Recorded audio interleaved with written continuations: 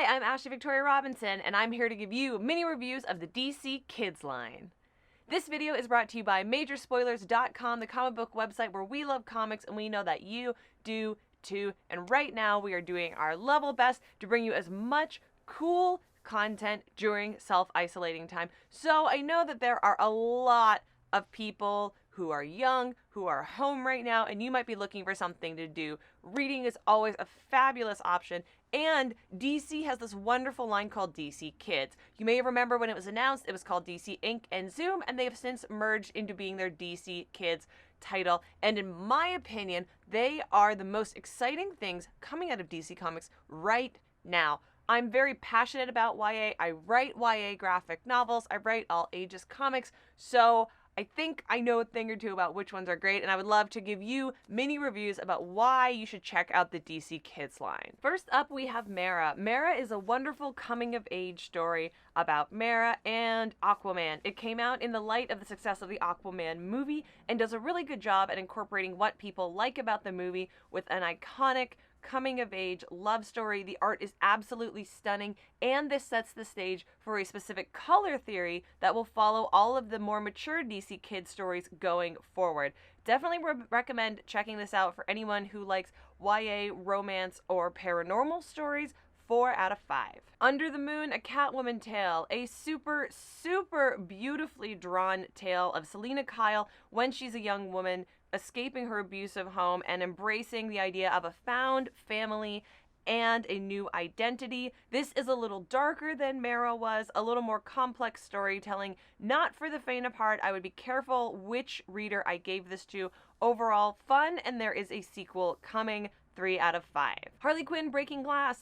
An unexpected favorite of mine from this line. Breaking Glass embraces the idea of Harley Quinn, embraces the idea of her LGBTQIA+ identities and some continuities, and mirrors these to tell the young readers that you can find your own way in the world and find your own family. Some of my favorite art of the entire line. Very good jokes. 5 out of 5. Raven, the first standalone Teen Titans book. If you're familiar with me, you know that I love the Teen Titans. Like Under the Moon, a Catwoman tale, Raven is slated to have a sequel called Beast Boy coming out.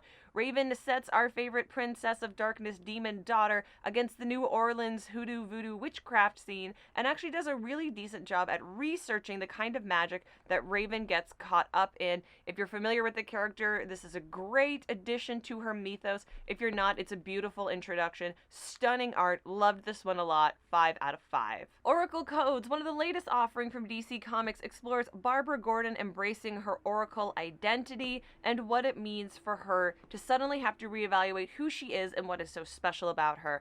This is a great option for girls in STEM. It's really smart and highlights one of my favorite underrated members of the Bat family. Oracle Code, 5 out of 5. Green Lantern Legacy. I know we like to joke that there's 800 Green Lanterns on the block, but we're getting a new one. Ty is a Vietnamese-American immigrant who is not only a legacy in the sense that his family has come over and is defining itself in America, but his grandmother was formerly a Green Lantern, and when she passes on, he has to inherit her ring and everything that comes with it. He's one of my favorite new Green Lanterns in a long time. Plus, there's a cool Sinestro cameo. Really slick art. 5 out of 5. Zatanna and the House of Secrets. This is for some of our younger readers, definitely an all ages favorite. Zatanna and the House of Secrets features one of my favorite DC Comics villains, Clarion the Witch Boy, and Zatanna going up against that. It examines the idea of what it is to be a legacy hero and how you can live in your parents' shadows and why sometimes parents keep secrets from us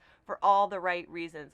Super cute art from Yoshi. 5 out of 5. Super Sons Volumes 1 and 2. Super Sons is the first DC Kids to give us the sequel right after the original book came out. It re-examines Damian Wayne, Jonathan Kent, and a new Wonder Girl. I think it strays a little too heavily from the original mythos and feels a little bit like a story that these characters were stuck in. However, if a young reader likes it, definitely give them Volume 2. 2 out of 5. Diana, Princess of the Amazons. The first Wonder Woman story that we're getting for DC Kids was so perfect. You get Diana's classic origin mixed in with the idea that maybe when you're stuck on an island of Amazons, you might be a little lonely if you're the only one.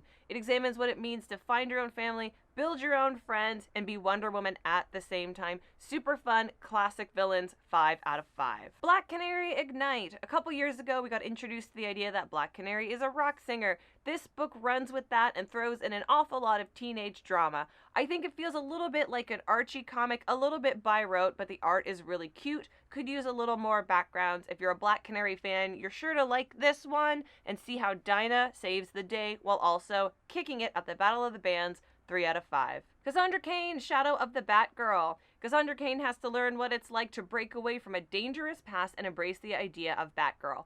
Barbara Gordon, cameos, really cute right before Oracle Code. Definitely for a younger reader than Oracle Code, however. I wish we'd had a little more superheroing, but there is a lot of good rhetoric here about the importance of books and the importance of building your own legacy. Cassandra Cain, Shadow of the Batgirl, 3 out of 5. Batman Overdrive. Bruce Wayne's story, I think, is a great offering to kids all over the world, but especially boys, because Batman is a gearhead, and this explores his relationship with the Batmobile and why it has become such an iconic part of his character. When you take away the Robins and the Batgirls, he doesn't have as many characters to talk to, but I thought this was a really fun approach to a character that we've seen a lot of story from and managed to do something different.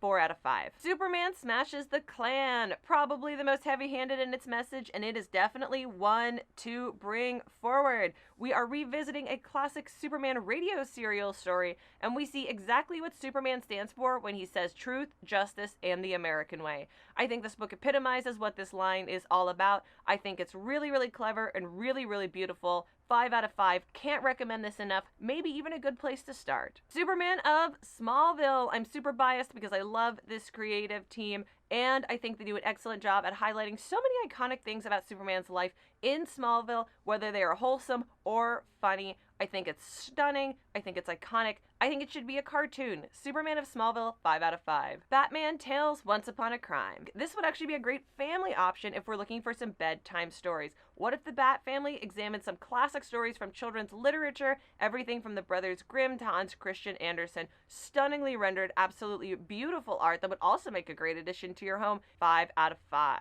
Dear Justice League. Dear Justice League. Let's end with another bias for me. I also really love this creative team and everything they do. Dear Justice League is a series of letters written to the Justice League members, examining why each of them is valuable, how they all stand out, what they contribute, and teaching you a little bit about who they are. I think there's a lot of educational value in this when you're looking at the overall DC universe.